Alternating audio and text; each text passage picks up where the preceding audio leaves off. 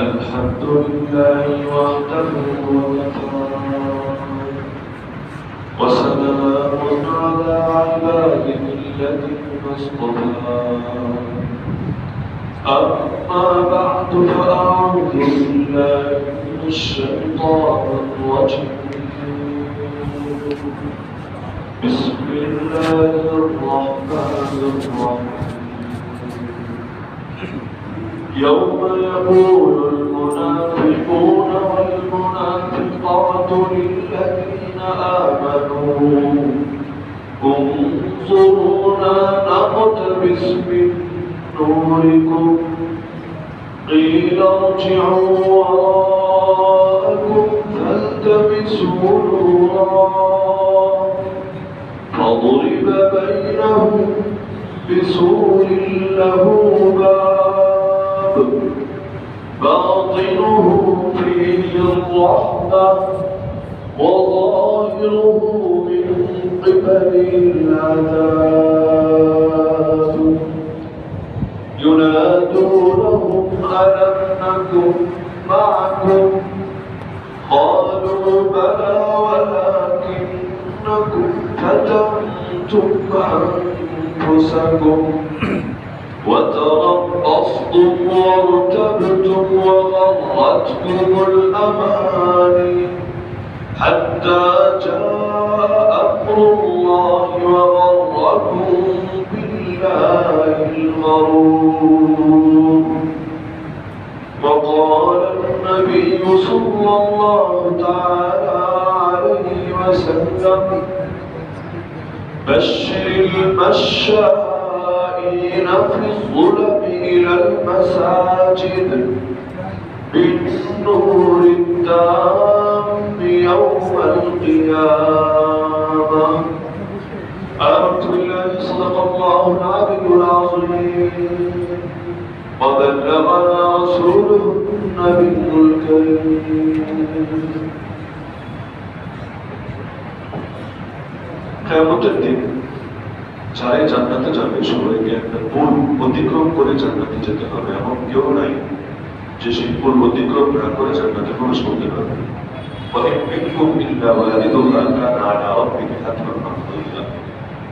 আল্লাহ জানাচ্ছেন কোরআনে, তোমাদের প্রত্যেককে অর্থাৎ তোমাদের মধ্যে এমন কেউ নেই যাকে সেটা অতিক্রম করতে হবে না। এটা তোমার রবের পক্ষে চূড়ান্ত সিদ্ধান্ত, স্থিরীকৃত সিদ্ধান্ত, যে সিদ্ধান্ত কখনোই পরিবর্তন হবে না।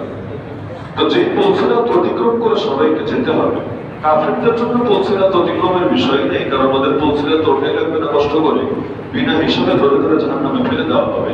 তবে গুনাহগার যারা আছে এবং নেককার যারা আছে, মুমিন যারা, মুমিনদেরকে এটার উপর দিয়ে যেতে হবে। কেউ হয়তো কেটে টুকরা টুকরা হয়ে পড়ে যাবে, আর কেউ এটা অতিক্রম করে উপরে যেতে পারবে। কিন্তু অতিক্রম করবে কিভাবে? যে পৌঁছারাত হবে চুলের চাইতেও চিকন, তরবারির চাইতেও ধার। পৃথিবীর কার সাধ্য আছে সেটা নিজের শক্তিতে অতিক্রম করবে? আবার যারা আল্লাহ তাআলার পক্ষ থেকে দেওয়া শক্তিতে অতিক্রম করবে তাদেরও তো সাধ্য নেই। রাস্তাটা দৃশ্যমান থাকা লাগবে, ভিজিবিলিটি যদি না থাকে আপনার সামনে, আপনি এগোবেন কিভাবে? এই যে শীতের দিন শুরু হয়েছে, কুয়াশার কারণে প্রায় ফ্লাইট ডিলে হয়ে যায়। কেন ডিলে হয়? যে ভিজিবিলিটির অভাব, সামনে দেখতে পারে না ঠিকভাবে। যদি দেখতে না পারে তাহলে বিমান চালাবে কিভাবে? তার বিভিন্ন ঝামেলা হতেই পারে, যার কারণে দেখা যায় প্রায় দিন সকালবেলা ফ্লাইট ডিলে হতেই থাকে। এই যে পৌঁছারাত আপনি অতিক্রম করে ওখানে যাবেন, আলোটা কোথায় পাবেন? এত সূক্ষ্ম একটা জিনিসে আপনি পা ফেলবেন এবং এক একজন এক এক গতির সাথে যাবে। হাদিসের মধ্যে আছে, কেউ যাবে বিজলির গতিতে, কেউ যাবে দ্রুতগামী ঘোড়ার গতিতে, কেউ যাবে উট যেভাবে দৌড়ায় সে উটের দৌড়ানোর মতো করে গতিতে, কেউ যাবে একজন শক্তিশালী সবল মানুষ যেভাবে দৌড়ায় ওই গতিতে, কেউ যাবে একজন অসুস্থ মানুষ যেভাবে ধীরে সুস্থে হেঁটে হেঁটে যায় ওই গতিতে। গতির মধ্যে ভিন্নতা থাকবে। তো তার পাটা ফেলবে কিভাবে, সামনে দেখবেটা কিভাবে? তো সেখানে না চাঁদের আলো দিয়ে দেখবে, না সূর্যের আলো দিয়ে দেখবে। এই আলোগুলো দিয়ে দেখার সুযোগ নেই, বরং সেখানে একটা জিনিস দিয়ে দেখে দেখেই তারা পথ এগোতে পারবে। সেই জিনিসের নাম হলো নূর, যার বাংলা অর্থ হলো আলো। দুনিয়াতেও মানুষ যদি কোথাও আলো না দেখে তার কাছে এক ধরনের ভয় ভীতি কাজ করতে থাকে। আপনাকে যদি একটা আবদ্ধ লোকের মধ্যে আপনি আছেন, এমন এক অবস্থা যেখানে কোনো বাতি নেই, সবগুলো বাতি বন্ধ করে রাখা হয়েছে, ইলেকট্রিসিটি বিচ্ছিন্ন করে দেওয়া হয়েছে, আপনি যত সাহসী মানুষ হন না কেন, একটু কেমন কেমন লাগবে, ভয় যদি নাও পান, একটু আনইজি ফিল করবেন, এই পরিবেশের সাথে ম্যাচ খেতে একটু নিজের কাছে কেমন কেমন লাগবে। তো নূর যদি দুনিয়াতেই না থাকে, আলো যদি দুনিয়াতেই না থাকে, মানুষ স্বাভাবিক অনুভব করে না, বরং তার কাছে পরিস্থিতিটা একটু খারাপ লাগতে থাকে, নিজেকে কেমন কেমন মনে হতে থাকে। তা দুনিয়াতে আলোর যতটা দরকার, কিয়ামতের দিন তুলসিরাত অতিক্রম করার জন্য এর চেয়ে আরো বেশি প্রয়োজন পড়বে আলো। কিন্তু সেই আলোটা আসবে কোত্থেকে? চাঁদ যেমন সূর্যের থেকে আলো নেয়, সেই আলো আবার আপনি দেখেন চাঁদের বুকে, কিন্তু কিয়ামতের ময়দানে আলোটা আসবে কোত্থেকে? সেখানে লাইট কিনে নিয়ে গেলেও লাভ হবে না যে সেই আলো দেখে দেখে আপনি যাবেন, কারণ লাইট নিয়ে তো কিয়ামতের ময়দান পর্যন্ত পৌঁছতেই পারবেন না। সেখানে একটা মাত্র আলোই কাজ করবে, সেই আলো হলো দ্বীনের আলো, অর্থাৎ ঈমান এবং আমলের আলো। আল্লাহ তাআলা কোরআন মাজিদ 28 নম্বর সূরা হাদীদ আয়াত নম্বর 12 আল্লাহ জানিয়ে দিচ্ছেন, ইয়াউমা তারাল মুমিনিনা ওয়াল মুমিনাত, সেদিন নবী আপনি দেখবেন মুমিন পুরুষ এবং মুমিন নারীদের অবস্থা হবে এমন, ইয়াসআ নূরুহুম বাইনা আইদিহিম ওয়া বিআইমানিহিম, তাদের সামনে দিয়ে নূর ছুটতে থাকবে এবং ডান পাশ দিয়েও নূর ছুটতে থাকবে। সামনেও আলো, ডান পাশেও আলো। তাহলে বাম পাশের কি হবে? বাম পাশের কথা আল্লাহ তাআলা যদি আলাদা উল্লেখ করেননি, কিন্তু অনেক মুফাসসিরদের মতো বাম পাশেও আলো থাকবে, কিন্তু সামনে আর ডানের কথা বলা হয়েছে এই কারণে, কারণ তাদেরকে তাদের আমলনামা বুঝিয়ে দেওয়া হবে ডান হাতে এবং সামনের দিকে। আর অপরাধী যারা, তাদের আমলনামা বুঝিয়ে দেওয়া হবে বাম হাতে, তবে সামনের দিকে না। এই হাতটা বুকের ভেতর দিয়ে ঢুকিয়ে পিঠের পেছন থেকে বের করা হবে, এরপর সেখানে অপরাধীদেরকে তাদের আমল বুঝিয়ে দেওয়া হবে। যারা ডান হাতে আমলনামা পাবে এদেরকে বলা হবে ডানপন্থী। সূরা ওয়াকিয়ার ভাষায় আসহাবুল ইয়ামিন। এই ডানপন্থী দুনিয়ার ডানপন্থী না, রাজনীতির অঙ্গনে ডানপন্থীরা বামপন্থী বলতে যা বোঝায় এটা সেটা না। আসহাবুল ইয়ামিন, যাদেরকে ডান হাতে আমলনামা দেওয়া হবে সামনের দিকে, যাদের অবস্থান হবে আরশের ডান পাশে। আর আসহাবুশ শিমাল, সূরা ওয়াকিয়ার মধ্যে শব্দটা পাবেন, এর মানে হলো বামপন্থী, যাদেরকে আমলনামা দেওয়া হবে বাম হাতে, এই হাতটাকে বুকের ভেতর দিয়ে ঢুকিয়ে পিঠের পেছন থেকে বের করে, আর তাদের অবস্থানটা হবে আরশের বাম পাশে। তো যেহেতু এদেরকে ডান হাতে সামনের দিকে আমলনামা দেওয়া হবে, এজন্য আল্লাহ তাআলা নূরের কথা প্রসঙ্গেও সামনের আর ডান পাশের কথা বলছেন, যে তাদের ডান দিকেও নূর ছুটতে থাকবে, সামনে দিয়েও নূর ছুটতে থাকবে। কোন কোন মুফাসসিরের মতে সামনে দিয়ে ছুটতে থাকবে ঈমানের নূর, আর ডান পাশে চঞ্চল করে চলতে থাকবে নেক আমলের নূর। ঈমান প্লাস আমল, সামনে দিয়ে ছুটবে ঈমানের নূর। এখন ঈমানের স্তর যেহেতু এক না, ঈমান তো আল্লাহ রাসূল সাল্লাল্লাহু আলাইহি ওয়াসাল্লাম এনেছেন, ঈমান তো আবু বকর, ওমর, ওসমান, আলী রাদিয়াল্লাহু আনহুম আজমাইন এনেছেন, ঈমান তো আশারায়ে মুবাশশারা জান্নাতের সুসংবাদপ্রাপ্ত 10 সাহাবীও এনেছেন, ঈমান তো খায়রুল কুরুন তথা সাহাবী, তাবেঈন, তাবেঈন তারাও এনেছেন, আর ঈমান তো আমরাও এনেছি। কোথায় তাদের ঈমান, কোথায় আমাদের ঈমান? ঈমান উভয়টাই বটে, কিন্তু কোয়ালিটির বিবেচনায় আসমান জমিন পার্থক্য আছে, বরং এটা বললেও কম হবে। এর চেয়ে এমন বেশি পার্থক্য যেটা তুলনীয়ই না। তো ঈমানের পাওয়ারে যেমন বেশ কম হবে, আলোর পাওয়ারেও তেমন বেশ কম হবে। রাস্তায় যদি গাড়ি চলে, সব গাড়ির আলো একরকম হয় না। কিছু কিছু গাড়ির আলো এমন চোখ ধাঁধানো থাকে, আপনাকে একটা আবার বিপাক করলে অনেকক্ষণ পর্যন্ত আপনি চোখেই দেখবেন না, কেমন ঝাপসা ঝাপসা মনে হবে। আর কিছু গাড়ির আলো হলো এমন আলো, এটা চোখে লাগতেই চায় না, একদম হালকা কোন রকম নাম কষ্টে আলো। তো যার ঈমানের হালত যেমন, কিয়ামতের দিন তার নূরের মাত্রা, নূরের কোয়ালিটি হবে তেমন। একইভাবে নেক আমলের হালত সবার এক না, এক একজনের নেক আমলের হালত এক এক রকম। কেউ নামাজ পড়ে 100% খুশুর সাথে, কেউ নামাজ পড়ে 50% খুশুর সাথে, কেউ নামাজ পড়ে খুশুর থাকেই না মোটে। আমল তো সবাই করেছে, তো সব আমলের কোয়ালিটি যেহেতু সেম না, সুতরাং সবগুলোর আলো সেখানে সমান হবে না। এই আলো দিয়ে তারা পথ চলতে থাকবে। মুনাফিকরা ধরা খাবে এখানে।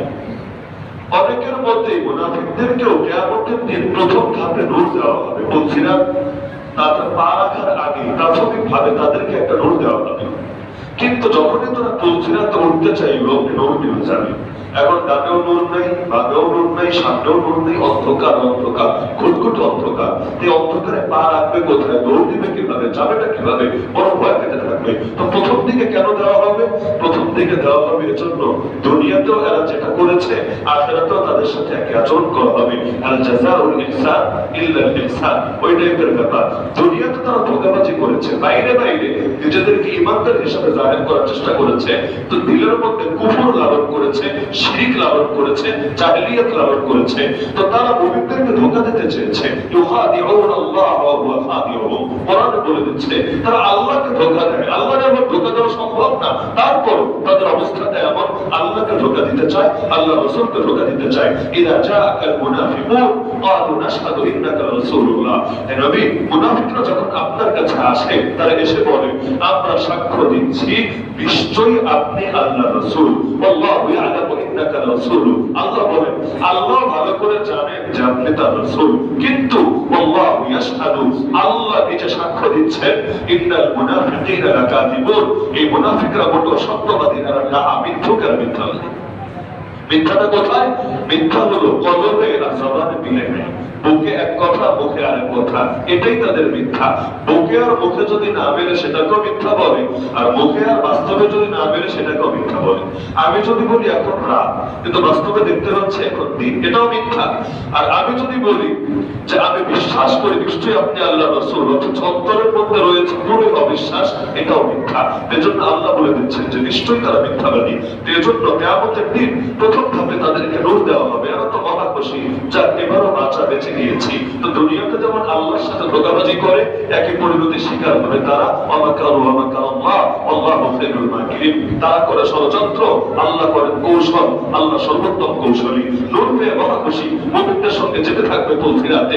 এবার মনে হয় অতিক্রম করে চলে যাব জান্নাতে, কেউ টের পাবে না। দুনিয়াতে যেমন ধোঁকা দিয়ে দিয়ে থেকেছে, এবারও এরা এভাবে ধোঁকা দিয়ে দিয়ে পার পেয়ে যাবে। কিন্তু হঠাৎ করে যখন নূর নেমে যাবে তখন ভয় পেয়ে মুমিনদেরকে রিকোয়েস্ট করবে। কি রিকোয়েস্ট করবে? এর পরের আয়াতে আল্লাহ জানিয়েছেন সূরা হাদীদ আয়াত নম্বর 13, ইয়াউমা ইয়াকুলুল মুনাফিকুন ওয়াল মুনাফিকাত, মুমিন পুরুষরা মুমিন নারীরা উভয় শ্রেণী তারা বলতে শুরু করবে লিল্লাযীনা আমানু, ঈমানদারদেরকে উদ্দেশ্য করে, উনজুরুনা, উনজুরুনা দুই অর্থ হতে পারে, এক হলো ইনতাযিরুনা আর এক হলো উনজুরু ইলাইনা। মানে এক অর্থ হলো আমাদের জন্য একটু দাঁড়াও, একটু অপেক্ষা করো, চলে যেও না, তোমরা তো নূর পেয়েছো কিন্তু তোমরা যেও না, আমাদের জন্য একটু অপেক্ষা করো। তো দুনিয়াতে মানুষ চায় যে বিপদের সময় আরেকজন থেকে এগিয়ে নিয়ে যায়, কিন্তু মানুষ যখন বিপদে পড়ে নিজের বাপের কথা অনেক সময় মনে রাখে না।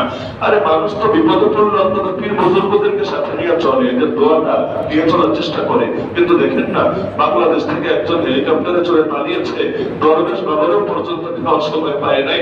এইরকম মুরব্বী বাপের বয়সে একটা মানুষের রেখে চলে গিয়েছে। কেন? কারণ বিপদ যখন আসন্ন, এখন দরবেশের দোয়া নিয়ে আর দরবেশের সহবত নিয়ে চলতে গেলে না জানি কোন ফুলে এসে আবার পাকড়াও করে বসে, তখন নামও যাবে ছাড়াও যাবে। তো বিপদে পড়লে এরকম হালত হয়। তো মুনাফিকরাও বলবে যেও না, একটু অপেক্ষা করো, আমাদের জন্য একটু দাঁড়াও, কিন্তু তারা দাঁড়াবে না। আর আরেকটা ব্যাখ্যা হলো উনজুরুনা, ইয়ানি উনজুরু ইলাইনা, আমাদের দিকে একটু তাকাও, একটু নজর দাও। তোমরা যদি আমাদের দিকে একটু নজর দাও তাহলে তোমাদের নূর থেকে আমাদের উপরে একটু নূর আসবে, আমরা সেই নূর থেকে একটু নূর সংগ্রহ করতে পারবো। মানুষ ভাবে আল্লাহ ওয়ালাদের নজরের মধ্যে কোনো নূর নাই, তাদের খণ্ডনের জন্য এই আয়াত যথেষ্ট। কেন? নজরে যদি নূর না থাকে, মুনাফিকরা বলছিলাম সামনে দাঁড়িয়েও কেন মুমিনদেরকে বলবে একটু তাকাও আমাদের দিকে, তাকালে কি হবে? নাকতাবিস মিন নূরিকুম, আমরা তোমাদের নূর থেকে একটু নূর, তোমাদের আলো থেকে একটু আলো সংগ্রহ করব। তো নজর দিলে, তাকালে যদি কোনো দিনে পরিবর্তন নাই আসে, কোন নূর যদি নাই আসে, তাহলে এটা বড় অর্থ কি? কিয়ামতের দিনকে মানুষ ফাজলামি করবে নাকি? এটা ফাজলামি করার জায়গা না, বরং যা বাস্তব তাই বলবে। তার মানে আল্লাহ ওয়ালা যারা আছে, যাদের দিনে আল্লাহ আছে, যারা আল্লাহকে ধারণ করে মনে প্রাণে, তাদের নজরের মধ্যে অবশ্যই নূর আছে। নূর আছে বলেই আল্লাহ রাসূল সাল্লাল্লাহু আলাইহি ওয়াসাল্লামের জামানায় কত ঘটনা এমন আছে, এক নজরে জিন্দেগি পরিবর্তন করে দিয়েছে, এক হাতের পরশে জিন্দেগি পরিবর্তন করে দিয়েছে। যেমন এক সাহাবী এসে বলল, ইয়া রাসূলুল্লাহ, আমার জিনা করতে মন চাচ্ছে, আমি নিজেকে কন্ট্রোল করতে পারছি না। আল্লাহ রাসূলের সাথে তাদের সম্পর্ক এতটা ফ্রি ছিল, নিজের সবচাইতে বড় রোগ আর ব্যাধিগুলোর কথাও অনায়াসে তুলে ধরতে পারত। ডাক্তারের কাছে আবার গোপনীয়তা কিসে? রোগের ডাক্তার যিনি, তার কাছে আবার গোপনীয়তা কিসে? নিজের হালতগুলো যদি না বলে প্রেসক্রিপশন দিবে কিভাবে? বলবে ইয়া রাসূলুল্লাহ, সহ্য করতে পারছি না, মনে হয় জিনা হবে আমার দ্বারা। আল্লাহ রাসূল সাল্লাল্লাহু আলাইহি ওয়াসাল্লাম দুইটা কাজ করলেন। একটা কাজ হলো যুক্তি শাহওয়াত এবং রাগ, এই দুটো জিনিস এমন, যখন মানুষের মাথায় পুরোপুরি চলে যায় তখন ওয়াজ নসিহতে খুব বেশি কাজ হয় না। দুনিয়াতে কে না জানে খুনোখুনি করা খারাপ, কে না জানে যে বিয়ে শাদীর বয়স হয়ে গেছে, সংসারের বয়স 20 বছর, এখন তালাক দেওয়াটা ভালো কিছু না, বরং এর পরিণতি খুবই খারাপ, খুবই খারাপ। দুনিয়াতেও কোনো ভোগান্তি পড়াতে হবে। এরপর মানুষ করে কেন এগুলো করে? এজন্যই মাথায় যখন রাগ চড়ে ইতালি জ্ঞান তখন যায় শূন্য হয়ে, স্বাভাবিক ব্যাপার। তো এখন এই রাগের হালত একটা, শাহওয়াতের হালত একটা, মানুষের যখন কামোত্তেজনা প্রচন্ড হয়ে যায় ওই সময় মানুষ এমন এমন কাজ করে ফেলে সুস্থ অবস্থায় যেটা কল্পনা করলেও ঘৃণায় তার বমি আসার উপক্রম হবে, কিন্তু এমন নির্দিষ্ট কাজ সে করে ফেলে। কেন? কন্ট্রোল করতে পারে নিজেকে। আল্লাহ রাসূল প্রথমে যুক্তি দিলেন, যুক্তি দিয়ে বোঝালেন, দেখো কার সাথে জিনা করবা, তুমি যার সাথে জিনা করবা সে কে এটা আমি স্মরণ করো। তুমি কি এটা পছন্দ করবা তোমার মায়ের সাথে, তোমার বোনের সাথে, তোমার স্ত্রীর সাথে কেউ জিনা করো? সে বলে রাসূলুল্লাহ কশিক কালেও না। আল্লাহ রাসূল বলেন, তাহলে তুমি যার সাথে জিনা করবা সেও কারো না কারো বোন, কারো না কারো মেয়ে, কারো না কারো স্ত্রী, কারো না কারো মা। তাহলে নিজের জন্য যেটা পছন্দ করো না আর একজনের জন্য কিভাবে পছন্দ করবা? দ্বিতীয় যে কাজ করলেন এবং মূল কাজ, আল্লাহ রাসূল সাল্লাল্লাহু আলাইহি ওয়াসাল্লাম তার বুকের মধ্যে নিজের হাত মোবারকটা বলিয়ে দিলেন। হাত মোবারক বোলানোতে কিছু যদি নাই থাকে, কেন বোলালেন? সেই যে বোলালেন ওই সাহাবী বলেন, আল্লাহ আমার দিল থেকে এই শাহওয়াতকে এমন ভাবে বের করা করলেন, মৃত্যু পর্যন্ত আর কোনদিন জিনা করা দূরের কথা, কোন একটা কুদৃষ্টিপাত করার খেয়াল আমার ভেতরে জাগে না। শুধুমাত্র একবারে হাতের পরশে। তাহলে রাসূলের যদি কিছু না থাকে, সাহাবাতে যদি কিছু না থাকে, হাতের পরশে যদি কিছু না থাকে, এগুলোর মানেটা কি? জিবরিল আমিন আসলেন, হেরা ভাই ইয়া রাসূলুল্লাহ পড়েন, ইকরা, আপনি পড়েন। রাসূল জবাব দিচ্ছেন, মা আনা বিকারিন, আমি তো পড়তে জানি না। আবার বলছেন পড়েন, পড়তে জানি না। আবার বলছেন পড়েন, পড়তে জানি না। কিন্তু প্রতিবার একটা কাজ হয়েছে মাঝখানে। প্রথমবার যখন বললেন পড়েন, নবী বলেন পড়তে জানি না। জিবরিল আমিন ধরে তার সাথে মুখ মিলালেন, এমন জোরে মিলালেন, আল্লাহ রাসূল বলেন, হাত্তা বালাগা মিনিল জুহদা আওয়াল জাহদা আওয়াল জুহদা আওয়াল জাহদু। চারভাবে পড়া যায় বুখারীর শব্দটা, যেভাবেই পড়েন অর্থ এটাই দাঁড়াবে। এমন জোরে চাপ দিল মনে হচ্ছিল যেন জান বের হয়ে যাবে। অনেকে আছে না দুষ্টুমি করে, কোলাকুলি এমন ভাবে করে, এমন চাপ দেবে আপনার বুকের হাড্ডিগুলো করমর করে উঠবে, চিরকাল মনে থাকবে। তো এমন জোরে আল্লাহ রাসূলকে চাপ দিলে রাসূল বলেন মনে হচ্ছিল জান বের হয়ে যাবে। একবার, দুবার, তিনবার, 3 নম্বর চাপের শেষে আর কিছু বলা লাগলো না, আল্লাহ রাসূল নিজেই পড়তে শুরু করে দিলেন, ইকরা বিসমি রাব্বিকাল্লাযী খালাক, খালাকাল ইনসানা মিন আলাক, ইকরা ওয়া রাব্বুকাল আকরাম আল্লাযী আল্লামা বিল কলম, আল্লামাল ইনসানা মা লাম ইয়ালাম। তো মুআনাকায় যদি কিছু না থাকে, সিনার সাথে সিনায় লাগার দ্বারা কিছু যদি নাই হয়, জিবরিল আমিন সিনার সাথে সিনা লাগালো কেন? আজকাল এই বাস্তবতা না বোঝার কারণে অনেকে ব্যক্তিকে অপ্রয়োজনীয় মনে করে, শুধু কিতাবকে যথেষ্ট মনে করে। শুধু কিতাবই যদি যথেষ্ট হতো, আসমানি কিতাবের সংখ্যায় নবী রাসূলের চাইতে বহুগুণ বেশি হতো। নবী রাসূল কয়জন, কিতাব কয়টা? সব মিলালে কয়টা? বেশি থেকে বেশি বলবেন 104টা কিতাব। নবী কয়জন? নবীর সংখ্যা যে কত আল্লাহ ভালো জানে, কিন্তু এই 104-এর তুলনায় যে বহু বেশি, বহু বেশি, লাখেরও বেশি হতে পারে, এটা তো আপনারাই বলেন। তাহলে দেখা যাচ্ছে নবীর সংখ্যা কত বেশি, ব্যক্তির সংখ্যা কত বেশি, কিতাবের সংখ্যা কত কম। এখন যদি কেউ মনে করে কিতাব থাকলেই চলে, ব্যক্তির কি দরকার আছে, অর্থাৎ নাট বল্টু টাইট করা দরকার, কারণ তার স্ক্রু ঢিলা হয়ে গেছে। ইহদিনাস সিরাতাল মুস্তাকিম, আল্লাহ আমাদেরকে সরল পথে পরিচালিত করেন। সরল পথ কোনটা? আল্লাহ চাইলে বলতে পারেন সিরাতাল কুরআনি ওয়াস সুন্নাহ, কোরআন এবং সুন্নাহর পথ। সিরাতাল কিতাব, কিতাবের পথ না। আল্লাহ বলেন সিরাতাল লাযিনা আনআমতা আলাইহিম, ওই সমস্ত মানুষদের পথ যাদের উপর আপনি নিয়ামত বর্ষণ করেছেন। এখানে ব্যক্তির কথা কেন? কিতাবের কথা না, ব্যক্তির কথা কেন? আর নিয়ামত প্রাপ্ত বান্দা কারা? অন্য আয়াতে ব্যাখ্যা আছে 4 শ্রেণী। সমস্ত নবীরা, সমস্ত সিদ্দিকরা, সমস্ত শহীদরা, সমস্ত সালেহিনরা। সালেহিন দুই অর্থে হতে পারে। সালেহ মানে হলো পারফেক্ট, যারা ইলমের বিবেচনায় পারফেক্ট অর্থাৎ উলামায়ে কেরাম, অথবা আমলের বিবেচনায় পারফেক্ট অর্থাৎ আউলিয়ায়ে আযম। তা আল্লাহর ওলিরাই হোক আর আলেমরাই হোক, সালেহিন। এই সালেহিন, শুহাদা, সিদ্দিকিন, নবীরা, এদের পথে আল্লাহ আমাদেরকে চালান। তো ব্যক্তির কথা বলা হচ্ছে না কেন? ব্যক্তির কথা বলা হচ্ছে, ব্যক্তির গুরুত্ব যদি না থাকে। এমনকি কোরআনে 6টা আয়াত এমন আছে, 6 আয়াত, যেখানে আল্লাহ তাআলা তার রাসূলকে সম্বোধন করে এবং এই উম্মতকে সম্বোধন করে বলেছেন ইব্রাহিম আলাইহিস সালামের আদর্শ অনুসরণ করতে, মিল্লাত আবিকুম ইব্রাহিম সুম্মা আওহাইনা ইলাইকা আন ইত্তাবি' মিল্লাত ইব্রাহিম হানিফা। তা আমার রাসূলের চাইতে নবী রাসূল আছে নাকি নবী আর মুখে? আগের সব নবীকেও যদি এক পাশে রাখেন, সবার চাইতে যিনি দামি, যিনি সম্মানী, যিনি আমাদেরই নবী, নবিয়ুল আম্বিয়া, নবীদের নবী, ইমামুর রাসূল, যিনি রাসূলদের ইমাম, আল্লাহ তাআলা তাকেও বলে দিয়েছেন ইব্রাহিম আলাইহিস সালামের আদর্শ অনুসরণ করেন। শুধু তার একার না, উলাইকাল্লাযীনা হাদাল্লাহ ফাবিহুদাহু মুহতাদি। আল্লাহ অনেক নবীর আলোচনা করে বলছেন এরাই হলো এই সমস্ত বান্দা যাদেরকে আল্লাহ হেদায়েত দিয়েছেন, সুতরাং আপনি তাদের হেদায়েত অনুসরণ করেন। তো ব্যক্তিকে মাইনাস করে যদি ইসলাম চলে, তাহলে সেই ক্ষেত্রে নবীকেও আল্লাহ তার পূর্বসূরীদের অনুসরণ করার কথা বলছেন কেন? ফাসবির কামা সাবারা উলুল আযমি মিনার রাসূল। ইয়া রাসূল, মক্কার বুকে মায়ের খাচ্ছেন, নির্যাতিত হচ্ছেন, কিন্তু মন ভাঙবেন না। আপনি সবর করেন যেভাবে আপনার পূর্বে প্রিয় সংকল্পের অধিকারী রাসূলগণ সবর করেছেন। উলুল আযমি মিনার রাসূল চারজন, আল্লাহ রাসূল ছাড়া আর চারজন নবীকে বলা হয়, ইব্রাহিম আলাইহিস সালাম, নূহ আলাইহিস সালাম, মুসা আলাইহিস সালাম, ঈসা আলাইহিস সালাম। যে আপনি তাদের মতো সবর করেন যেভাবে তারা সবর করেছেন। ওয়ালা তাস্তাজিল লাহুম, ফলাফলের জন্য তাড়াহুড়া করবেন না যে ওদের উপর এখন আযাব আসছে না, গজব আসছে না, তাহলে কি হতে পারে, কোনো তাড়াহুড়া করবেন না। আসবে, কিন্তু আপনার কাজ হলো আপনাকে সবর করতে হবে যেভাবে তারা সবর করেছে। তো কিয়ামতের দিন মুনাফিকরা বলবে একটু তাকান, আমরা আপনাদের নূর থেকে নূর সংগ্রহ করবো। কিলা, তখন বলা হবে কার পক্ষ থেকে বলা হবে? আল্লাহ স্পষ্ট রেখেছেন। হতে পারে ফেরেশতারা বলবে, হতে পারে মুমিনরাই বলবে ইরজিউ ওয়ারাকুম, আরে এখানে এসেছিস নূর খুঁজতে, পেছনে যা, পেছনে যা। পেছনে যা মানে কি? অনেকের মতে পেছনে যা মানে দুনিয়ায় যা। কেন? আখিরাত হলো দারুল আমাল না, দারুল জাযা। মানে আখিরাত আমল করার জায়গা না, আখিরাত হলো বিনিময় বুঝে নেওয়ার জায়গা।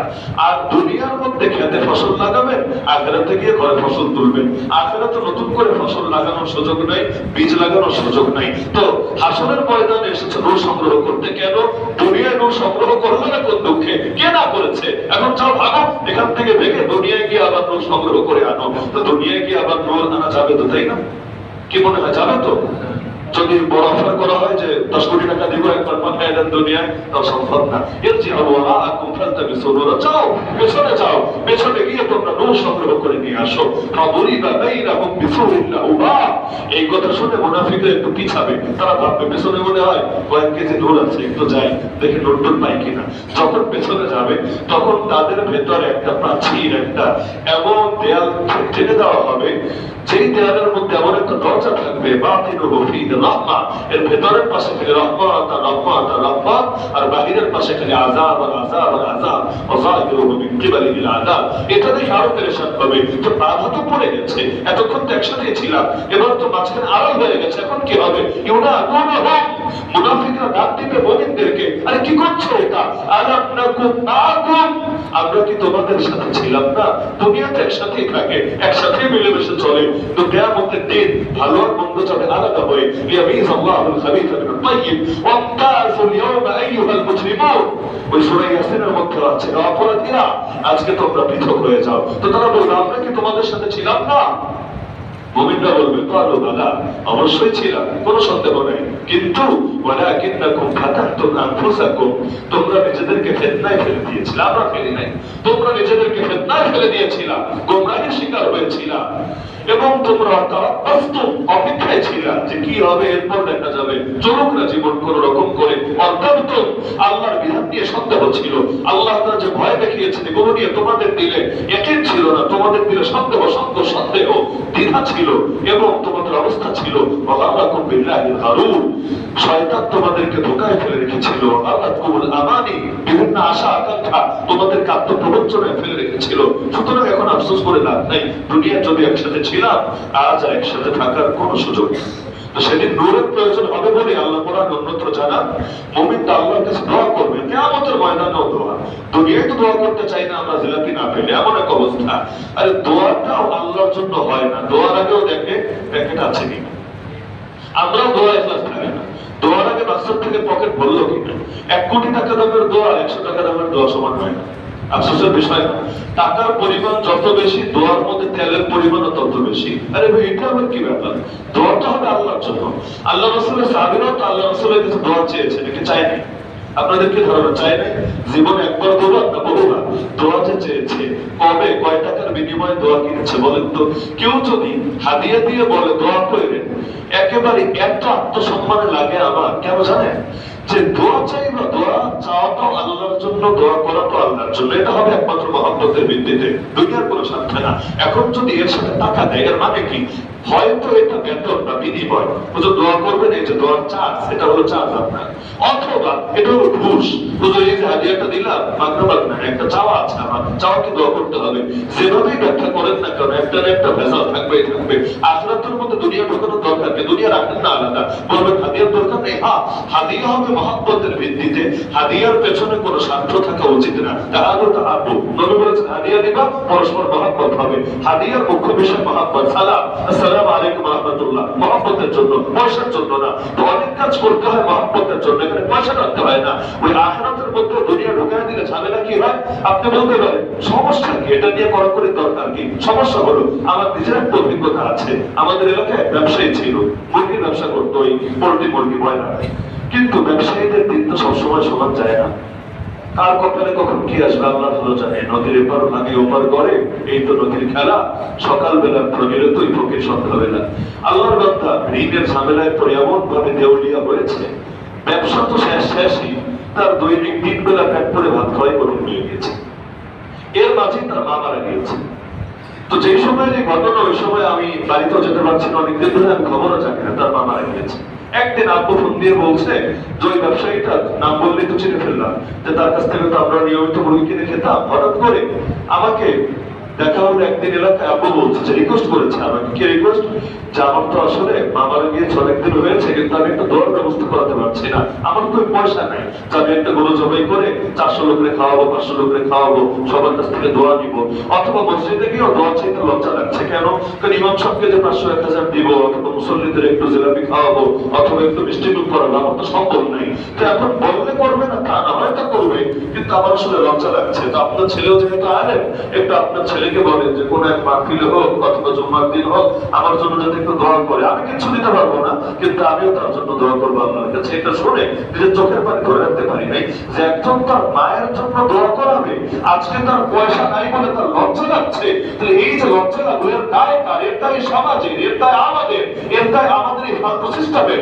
আমরা এমন ভাবে দুনিয়া ঢুকিয়ে দিয়েছি দিনের মধ্যে যে এখন মানুষ দিনের ব্যাপারে কথা বলতে লজ্জা লাগে। আরে দিন তো দিন, এটার বিনিময় হয় নাকি? ডাক্তার দেখাতে গেলে কাজ লাগুক না লাগুক, ওষুধ দেখ না দেখ, তার ভিজিট দিতে হবে। উকিলের আইনি পরামর্শ নিতে গেলে, আরে আমার প্রয়োজন পড়বে না পরবর্তীতে যদি বলে না ঝামেলা নাই, কিছু লাগবে না, চলে যান, তাও ভিজিট দিতে হবে। এখন যদি আরেকটাও ভিজিট নির্ধারণ করে, আমার সাথে দেখা করতে আসলে ভিজিট লাগবে, মাসালা বলতে গেলে ভিজিট লাগবে, তাহলে পার্থক্য থাকলো কোথায়? তাহলে কে নবীর ওয়ারিস আর কে অন্যের ওয়ারিস, এটা আলাদা করবে কিভাবে? এজন্য দুনিয়ার জায়গায় রাখেন, দিনকে দিনের জায়গায় রাখেন, লেজনমের ফাঁকায় ফেলেন না, না হলে সহজ জিনিসটা বড় জটিল হয়ে যায়। বিয়েকে এমন জটিল করেছি আমরা। এখন যুবক জিনা করতে সংকোচ বোধ করে না, কিন্তু বিয়ে করতে হাজারবার চিন্তা করে। কারণ বিয়ের জন্য থেকে 2 বছর প্রস্তুতি নিতে হবে, টাকা জমাতে হবে, মানুষকে খুশি করতে হবে, হ্যাক করতে হবে, ত্যাগ করতে হবে। এদিকে অবলীলায় গুনাহ করেছেন। সেই যে সহজ বিয়েকে জটিল করলেন, দায় কার? আল্লাহ নবী জটিল করে যায় নাই, দায় কার? এই দায় হলো ফালতু সমাজে, এই নব্য জাহিলি সমাজ পাপের পথ খুলে দিবে, কিন্তু আপনাকে ভালোভাবে চলতে দিবে না, পদে পদে বাধা সৃষ্টি করবে। যাই হোক, মাঝে মাঝে দুই একটা কথা এমন ভাবে অনেকে কষ্ট পেয়ে যেতে পারে, কিন্তু কিছু করার নেই। এই কষ্টগুলো দেওয়ার জন্য আমি ক্ষমা চাইবো না, ভুলেও ক্ষমা চাইবো না। কেন? কারণ এই কষ্টগুলো পাওয়া উচিত। বহুদিন ধরে জব করতে করতে এমন অবস্থা হয়েছে, জোরে কিছু ঘোষণা না দিলে জব্বর হবে না। তো চেষ্টা করবেন যে যখন যে সমস্যাগুলো চিহ্নিত হয়, অন্তত যাতে যখন যেটা আলোচনায় আসে এটা সমাজ থেকে দূর করা যায়। কারণ এই নব্য জাহিরি সমাজ একদিনে পরিবর্তন হবে না, বহুত ঘষাঘষি লাগবে, বহুত ঘষাঘষি লাগবে। তো আমরা যদি সচেতন থাকি, একদিন না একদিন বাংলার আকাশে মদিনার মতো সূর্য উঠবে ইনশাআল্লাহ। তো এখন কিয়ামতের দিন তারা নূরের চিন্তা করবে, দুনিয়া কোনো সংগ্রহ করে যায় নাই। এই সমস্ত কারণে নূর নিয়ে আমাদের প্রত্যেকে চিন্তিত হওয়া দরকার। আর নূর এমন এক জিনিস, কোরআনে আল্লাহকে নূর বলা হয়েছে। নূর নামে আস্ত সূরা আছে 18 নম্বর পারায়, সূরা নূর। 114টা সূরা, একটা সূরা সূরা নূর। কোরআনে আল্লাহ জানাচ্ছেন আল্লাহু নূরুস সামাওয়াতি ওয়াল আরদ, আল্লাহ হলেন আসমান এবং জমিনের নূর। আল্লাহ রাসূল তাহাজ্জুদের সময় যখন উঠতেন যে দোয়া করতেন, এর মধ্যে এই দোয়া আছে, আল্লাহুম্মা লাকাল হামদ আনতা নূরুস সামাওয়াতি ওয়াল আরদ, হে আল্লাহ আপনার জন্য সমস্ত প্রশংসা, আপনি আসমান এবং জমিনের নূর। একইভাবে কোরআনকে আল্লাহ নূর হিসেবে উল্লেখ করেছেন, কোরআনকেও আল্লাহ নূর হিসেবে উল্লেখ করেছেন, ওয়া কাযালিকা আওহাইনা ইলাইকা রূহান মিন আমরিনা মা কুনতা তাদরি মাল কিতাব ওয়াল ঈমান ওয়ালাকিন জাআলনাহু নূরা নাহদি বিহি মান নাশা। আমি কোরআনকে নূর বানিয়েছি, নূরের মাধ্যমে আমি যাকে ইচ্ছা তাকে হেদায়েত দান করি। আল্লাহ রাসূলকে নূর বলা হয়েছে, ক্বাদ জাআকুম মিনাল্লাহি নূর ওয়া কিতাবুম মুবিন, আল্লাহর পক্ষ থেকে তোমাদের কাছে নূর এসেছে এবং তোমাদের কাছে সুস্পষ্ট কিতাব এসেছে। এমনকি এই ইসলামটাকে নূর হিসেবে উল্লেখ করা হয়েছে, আল্লাহু ওয়ালিয়ুল্লাযীনা আমানু ইখরিজুহুম মিনাজ যুলুমাতি ইলান নূর, আল্লাহ মুমিনদের বন্ধু, আল্লাহ মুমিনদেরকে অন্ধকার থেকে, অন্ধকার মানে কুফর, শিরক, জাহেলিয়া, বেদাত, এগুলো থেকে বের করে আল্লাহ নিয়ে আসেন নূরের দিকে, অর্থাৎ দ্বীনের দিকে, ইসলামের দিকে। তাহলে পূর্ণাঙ্গ ইসলামটাই নূর। হ্যাঁ, এখন আমাদের প্রত্যেকের ওই কাজগুলো একটু বেশি করে করা দরকার, যেই কাজগুলো করলে কিয়ামতের দিন নূর আসবে। কারণ নূর ছাড়া কোনো উপায় নেই আমাদের, যার নূর থাকবে না কোশ্চিনকালেও কুলসিরাত অতিক্রম করতে পারবে না, নূর লাগবে। যেমন গুনাহ হলো অন্ধকার, কারণ দিল যদি গুনাহ দিয়ে ভরে যায়, আপনি কিছু ছেলে দেখবেন মাদ্রাসায় এমন থাকে, হাফেজ হওয়ার জন্য 6 বছর 8 বছর চেষ্টা চালাচ্ছে, হাফেজ হবে, কিন্তু 30 পারা হাফেজ হওয়া দূরের কথা, 2 পারা 4 পারা 10 পারা 20 পারা যা শেখে, একদিক দিয়ে শেখে আরেকদিক দিয়ে বলতে পারে না। আপনি জিজ্ঞাসা করবেন কই থেকে যে কই চলে যাবে, কোনো আগাও থাকবে না, মাথাও থাকবে না। আপনি একটু খোঁজ নেন, আপনি পড়ালেখা করে না, দেখবেন হ্যাঁ খুব পড়ে। আপনি একটু খোঁজ নেন মাদ্রাসা শিক্ষকরা যোগ্য কিনা, মেহনত করে কিনা, দেখবেন হ্যাঁ খুব যোগ্য, খুব মেহনত করে। আপনি হিসাব দিতে পারবেন না, ঝামেলা কোথায়? ছেলেটার মেধাও আছে, মেহনত করে, উস্তাদরাও চেষ্টা করে, সব ঠিক আছে, তাহলে হচ্ছে না কেন? একটু ঘাটাঘাটি করলে দেখবেন কারো কারো ক্ষেত্রে এক একজনের এক এক সমস্যা থাকে। কারো কারো ক্ষেত্রে এমনও হয় যে সে এমন কোন গোপন গুনাহে লিপ্ত, গুনাহের কারণে অন্তরের মধ্যে মোহর পড়ে গেছে। এখন আল্লাহর কিতাব তো নূর, পুরোটাই নূর, এই নূর আর অন্ধকারের সাথে মিশ্রিত হচ্ছে না, পাক আর নাপাক মিশ্রিত হয় না। আপনার কাছে কেউ যদি এমন একটা গ্লাস নিয়ে আসে, যে গ্লাস দেখতে পাচ্ছেন গোবর লাগা, ময়লা লাগা, এসে আপনাকে বলছেন ঘি দেন, এসে আপনাকে বলছেন মধু দেন, এসে আপনাকে বলছেন দুধ দেন, আপনি কিন্তু দিবেন না। কেন? আপনি চিন্তা করবেন এখানে যদি আমার এই দুধ ঢালি, ঘি ঢালি, মধু ঢালি, এটা নষ্ট হবে, কোনো কাজেই লাগবে না। আপনি বলবেন যে ভালো পাত্র আনতে বললে আর নাইলে বিদায় হয়, আমার এটা নষ্ট করার দরকার নেই, করে না দিলে আমি আরেকজনকে দিব। দুনিয়ার মানুষই ভালো আর মন্দ জিনিসকে মিলিয়ে একাকার করে ফেলে না, আলাদা রাখার চেষ্টা করে। তা আল্লাহ তাআলা তো তার ইজ্জত সবচেয়ে বেশি, তার আত্মমর্যাদা সবচেয়ে বেশি। আল্লাহু আলিয়্যুল মিন্নি, আল্লাহ রাসূল বলেন আল্লাহ সবচেয়ে আত্মমর্যাদা সম্পন্ন, আমার চেয়ে আত্মমর্যাদা সম্পন্ন। তা আল্লাহ তার আত্মমর্যাদার কারণে, আল্লাহ তার আত্মমর্যাদার কারণে যার দিলটা গুনাহ দ্বারা কলঙ্কিত হয়ে যায়, সে দিলের মধ্যে সাধারণত এলেম নেয়। এলেম নূর, আল ইলমু হুয়া নূরুন মিনাল্লাহ ইয়াকযিফুহু ফি কলবি মান ইউহিব্বু। এলেম হলো আল্লাহর একটা নূর, আল্লাহ যাকে ভালোবাসেন তার সিনার মধ্যে দান করেন। অনেকে নূর হারাতে হারাতে এমন অবস্থায় এসে উপনীত হয়, কোরআনের ভাষায় তখন চোখ থাকে কিন্তু দেখে না, কান থাকে কিন্তু শোনে না, দিল থাকে কিন্তু কিছু বোঝে না। লাহুম কুলুবুন লা ইয়াফকাহুনা বিহা ওয়া লাহুম আয়ুনুন লা ইউবসিরুনা বিহা ওয়া লাহুম আযানুন লা ইয়াসমাউনা বিহা। আল্লাহ বলেন উলাইকা কাল আনআম, এরা চতুষ্প জন্তুর মতো, এরা মানুষ নয়, এরা চতুষ্প জন্তুর মতো। বাল হুম আদাল, বরং চতুষ্প জন্তুর চাইতে আরো খারাপ, আরো বিপদগামী। আপনি চিন্তা করেন কোন চতুষ্প জন্তু জাহান্নামে যাবে না, কিন্তু যে এই পর্যায়ে উপনীত হয়েছে, অন্তরে মোহর পড়ে গেছে, ও জাহান্নামে যাবে না। তো জাহান্নামে যাবে নাকি? খাতামাল্লাহু আলা কুলুবিহিম, আল্লাহ অন্তরে মোহর মেরে দেন। এজন্য বুজুর্গরা সতর্ক করেন যে একটা গুনাহ একবার হয়েছে, এক ব্যাপার, তওবা করে আল্লাহ মাফ করবে। তো গুনাহ অভ্যাসে পরিণত করে ফেলো না, বারবার বারবার বারবার করতে করতে অভ্যাসে পরিণত করে ফেলো না, না হলে কি হবে? অপরাধ বোধ মরে যাবে, সংকোচ বোধ মরে যাবে, এক পর্যায়ে পাপকে আর পাপ মনে হবে না, বরং ধীরে ধীরে অন্তরে মোহর পড়বে। আর অন্তরে যখন একবার মোহর পড়ে তখন নসিব হয় না। এটা সার্বিক ভাবেও হতে পারে, নির্দিষ্ট কোনো গুনাহের ব্যাপারেও হতে পারে। আমি যদি জিজ্ঞাসা করি হাজার হাজার মানুষ, আপনারা যখন তওবা করেন আল্লাহর কাছে, কয়দিন তওবার মধ্যে এই বাক্যটা বলেছেন যে আল্লাহ আমার দ্বারা অহংকারের পাপ হয়ে যায়, তুমি আমার অহংকারের পাপকে মাফ করো। আল্লাহ আমার দ্বারা হিংসার পাপ হয়ে যায়, তুমি আমার হিংসার পাপকে মাফ করো। বলি না, আমরা বহু গুনাহ থেকে ক্ষমা চাই, বহু গুনাহ, আল্লাহ এটা করে ফেলেছি, ওটা করে ফেলেছি, ওটা করে ফেলেছি, মাফ চাই। দেখবেন অহংকার থেকে সাধারণত পুরো জীবনে একবারও মাফ চাই। কেন? এটা তো আমি, আমার ভেতরে যে অহংকার আছে আমি তো স্বীকারই করি, এটা তো আমার অহংকার। ভেতরে অহংকার আছে, এটা যে আমার নজরে ধরা পড়ে না, এটাই অহংকার, এটাই অহংকার। অহংকার আছে বলে এমন শব্দ হয়েছে, দুনিয়ার সবাই পাপী মনে হয়, নিজেরা কখনো পাপী মনে হয় না। দেখবেন হুজুররা বয়ান করলে আমাদের অন্তরগুলো এদিক সেদিক ঘোরাঘুরি করে, আরে এটা জানি কে করে, ওই পাপ জানি কে করে, খালি এদিক সেদিক নিক্ষেপ করবে, নিজের থেকে কিন্তু যায় না। কেন? কারণ নিজের অন্তরের মধ্যে অহংকারের কারণে পাপটা পড়ে গিয়েছে। এজন্য অহংকার এমন এক মারাত্মক। গুনাহগার যদি বিনয়ী হয়, ওই ব্যক্তির চাইতে উত্তম যে ইবাদত করে করে অহংকারী পরিণত হয়েছে। কি জন্য? আপনি বলবেন শুধু ইবাদত করে, ও তো গুনাহ করে। কি জন্য? এটা হলো এজন্য যে এ ব্যক্তি ইবাদত করতে করতে যে অহংকারী হয়েছে, ওই অহংকার ওকে ইবাদত না খালি দ্বীনের পথ থেকে সরিয়ে চরম বিভ্রান্তে পরিণত করে ছাড়তে পারে। এমনকি আলেম ওলামার দুশমন, দ্বীনের বিভিন্ন বিধানের দুশমন, এমনকি আল্লাহ রাসূল সাহাবীদের সাথে বিভিন্ন সমাজদারাজি করে ফেলতে পারে। অপরদিকে যদি গুনাহগার বিনয়ী হয়, ওই পাপ বোধ লজ্জাবোধের কারণে এক সময় তওবা করে জামানার ওলি হয়ে মরতে পারে। ইবলিস জীবনে যে ইবাদত করেছে, জীবনে পারবে না তো ইবাদত করতে। হায়াত কয়দিন? 60 বছর, 70 বছর, 700 বছরও যদি পান, 7000 বছরও যদি পান, ইবলিস একা যে পরিমাণ ইবাদত করেছে ধারে কাছে যেতে পারবেন না, ধারে কাছে না, এত ইবাদত করেছে। তাহলে গোমরা হলো কেন? সেরেফ এবং সেরেফ অহংকারের কারণে। দ্বিতীয় কোনো কারণ সেরেফ এবং সেরেফ অহংকারের কারণে।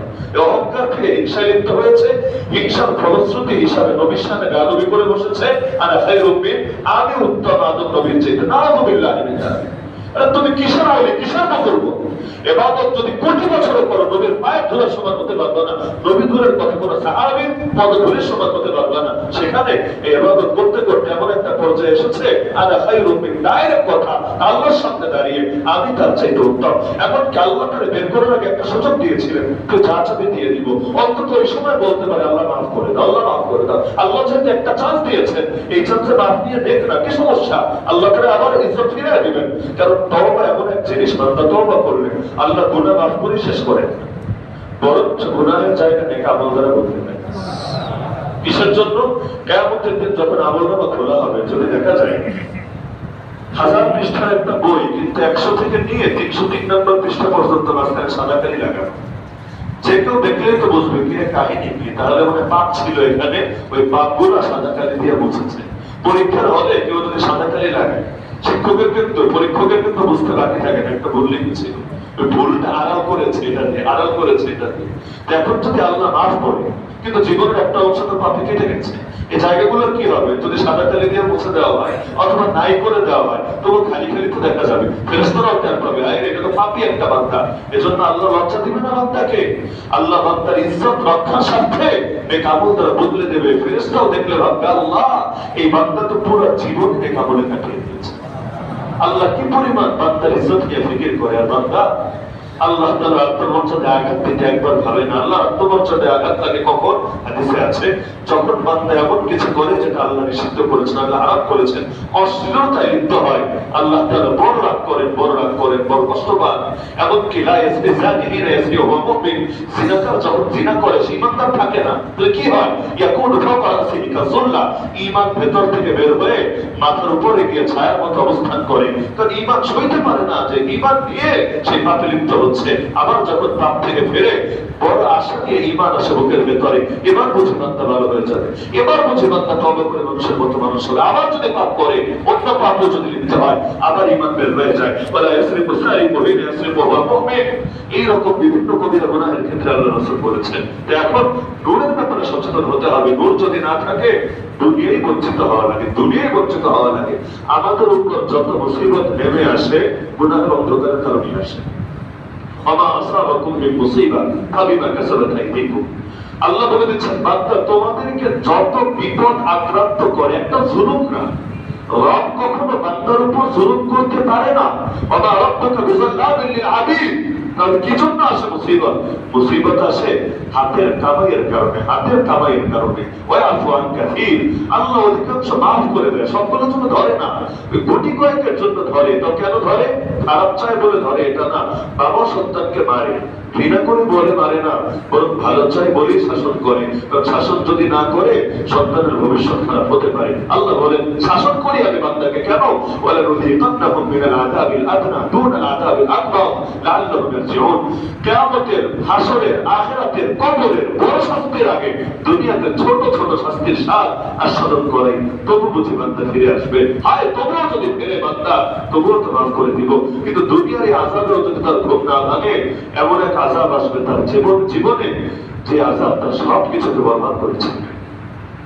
এই সমস্ত কারণে নূরের কোনো বিকল্প নেই। নূরের ব্যাপারে সচেতন হতে হবে। এক নম্বর ইমানের নূর, এটা যদি না থাকে আমল করতে করতে কপাল দাগ ফেলে দিল কারণে। দুই নম্বরে কিছু কিছু আমল এমন আছে যার ব্যাপারে আল্লাহ রাসূল বিশেষভাবে নূরের কথা বলেছেন। যেমন এক নম্বরেই আমি উল্লেখ করব নামাজকে।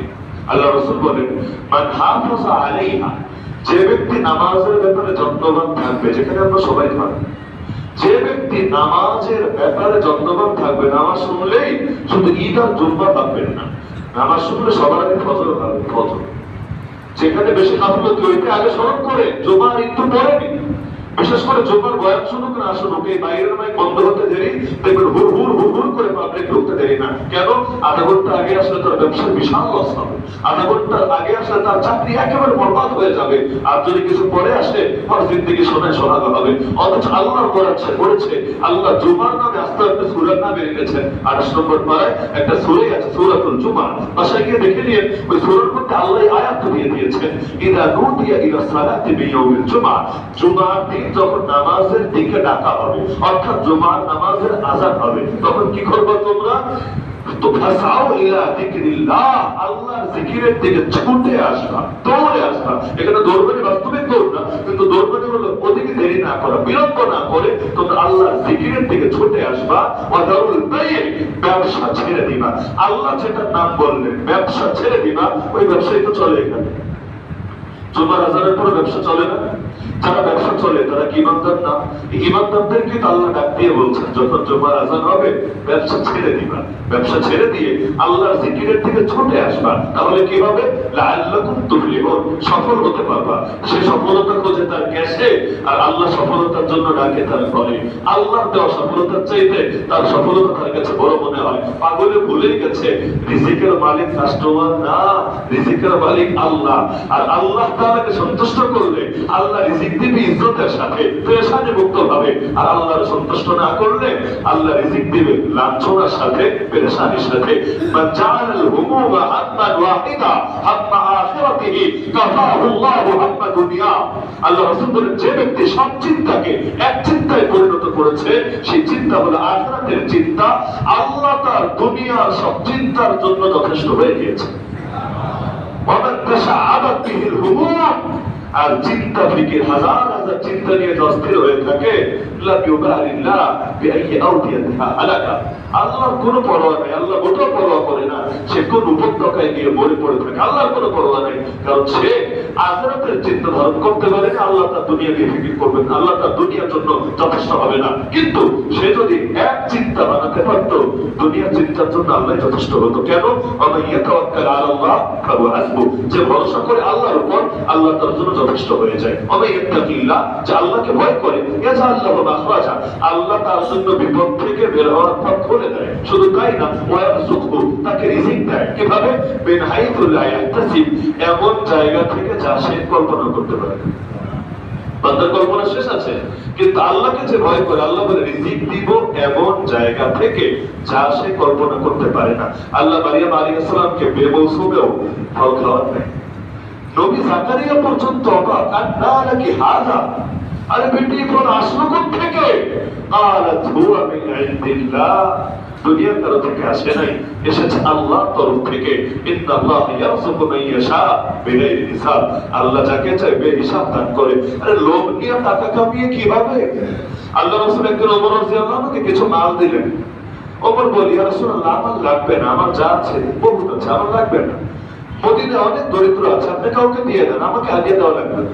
আল্লাহ রাসূল বলেন, ওমর শোনো, মা জাআকা মিন হাদাল মালি ওয়া আনতা গায়রু মুশরিফিন ওয়ালা সাইল, যেই মাল তোমার কাছে এমন অবস্থায় আসবে তুমি চেয়েও নাও নাই এবং এর জন্য লোভও করো নাই, তুমি সেটা নিবা, মনের খুশির সাথে নিবা। কেন?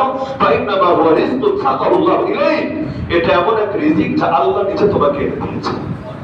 যেই মালের পেছনে তোমার চাওয়াও নাই, তোমার লোভও নাই, চাওয়াও নাই, লোভও নাই। এরপরে বললেন আর যেই মাল আসবে, চেয়ে নিয়েছো অথবা লোভের সাথে নিয়েছো, সেটাতে আল্লাহ বরকত দিবে না, ওটা থেকে বেঁচে থাকো। এই মাল তো তুমি চাও নাই, লোভ করো না, আমি আগে দিচ্ছি তোমাকে, নাও, আল্লাহ বরকত দিয়ে দিবে। তাহলে লোভ ছেড়ে দেন না, লোভ ছাড়লেও তা আসবে, লোভ করলেও যা আসবে। কপালে রিজিক পারবেন না, বাড়ার সুযোগ নেই, কোনো সিস্টেম নেই, বাড়াতে পারবেন না আপনি, যা আছে তাই আসবে। শুধু শুধু পাগলামি করে কি লাভ আছে? আপনি আল্লাহর গোলাম হন, দুনিয়া আপনার কদমে এসে পড়ে থাকবে, আর দুনিয়ার গোলাম হন, দুনিয়া লাঠি মেরে মেরে আপনার পদে পদে বঞ্চিত করবে। আল্লাহর সামনে সঁপে না নিজেকে, আর ওসিলা তালাশ করে না, ওসিলা তালাশের নিষেধ নাই, কিন্তু আল্লাহরে খুশি রেখে আল্লাহকে নারাজ করে না, বাকিটা আল্লাহই করে দেবেন। এজন্য নূরের ব্যাপারে সচেতন হতে হবে। নবী বলেন যে ব্যক্তি নামাজের ব্যাপারে যত্নবান থাকবে, কানাত লাহু নূরান ওয়া নাজাতান ইয়াউমাল কিয়ামাহ, এই নামাজ তার জন্য কিয়ামতের দিন নূর হবে এবং নাজাত হবে। ওয়া মান লাম ইউহাফিজ আলাইহা, আর যে ব্যক্তি নামাজের ব্যাপারে যত্নবান থাকবে না, নামাজ পড়েই না, আবার অনিচ্ছাকৃত ছুটে গেলে কাজাও করে না, জামাতের তো ধারই ধারে না, এমন হতে পারে একদিন ঘুমালে ফজরে ঘুম ভাঙলো না, উঠলে কাজা করে নিলেন, আল্লাহ মাফ করবেন, কিন্তু ওঠার ইচ্ছাই নাই। আবার যখন উঠলেন তখনও কাজার খবরই নাই, কয় হাজার নামাজ যে কাজা জমা আছে ওইগুলো কোনো গরজ নেই আপনার। আল্লাহ রাসূল বলেন যে নামাজের ব্যাপারে এভাবে ভ্রুক্ষেপহীন হবে, কোন যত্নবান হবে না, লাম তাকুন লাহু নূরান ওয়া লা নাজাতান ইয়াউমাল কিয়ামাহ, কিয়ামতের দিন নামাজ তার জন্য নূরও হবে না, তার জন্য মুক্তিও হবে না। শুধু তাই না, তার কিয়ামত হবে, তার হাসর হবে ফিরাউনের সাথে, হামানের সাথে, কারুনের সাথে, উবাই ইবনে খালাফের সাথে। নবী চার নাম বলে দিলেন, ফিরাউনের সাথে, হামানের সাথে, কারুনের সাথে, উবাই ইবনে খালাফের সাথে। কার? যে ব্যক্তি নামাজের ব্যাপারে যত্নবান না হয়ে যত্নহীন হবে, তার এই পরিণতি হবে। আল্লাহ আমাকে হেফাজত করুন, আমাদের সবাইকে হেফাজত করুন। আসসালাতু নূর, আল্লাহ রাসূল হাদিসের মধ্যে বলেছেন নামাজ হলো নূর, নামাজ আলো। নামাজ পড়বে আর তার কবরে আলো জ্বলবে না, নামাজ পড়বে আর পুলসিরাতে সে আলো পাবে না, কোশ্চিনকালেও হবে না। নামাজ, ইমানদার যদি নামাজ পড়ে, এই নামাজ তার জন্য নূরে পরিণত হবে। আর আল্লাহ এত দেওয়া দেয়, আপনি দিতে পারবেন না, আপনি দিতে দিতে পেরেশান হবেন। তাহলে এত দাও তুমি, এত। হাদিসের মধ্যে আছে আত্মহু শাতরুল ঈমান, পবিত্রতা ঈমান রঙ্গ। আলহামদুলিল্লাহ তামলাউল মিজান, আলহামদুলিল্লাহ বলতে পারবেন একটু আগে, আলহামদুলিল্লাহ এটা মিজানে নেকের পাল্লা পরিপূর্ণ করে দেবে। সুবহানাল্লাহ ওয়া আলহামদুলিল্লাহ তামলাআনি মা বাইনাস সামাওয়াতি ওয়াল আরদ, আর বান্দা যদি সুবহানাল্লাহ আলহামদুলিল্লাহ বলে, সবগুলো আসমান, এক আসমান না, এই প্রথমটা না খালি, সবগুলো আসমান আর জমিনের মধ্যে যত জায়গা আছে এক ইঞ্চিও খালি থাকে না, পুরোটা নেক আমল দিয়ে ভরে ওঠে।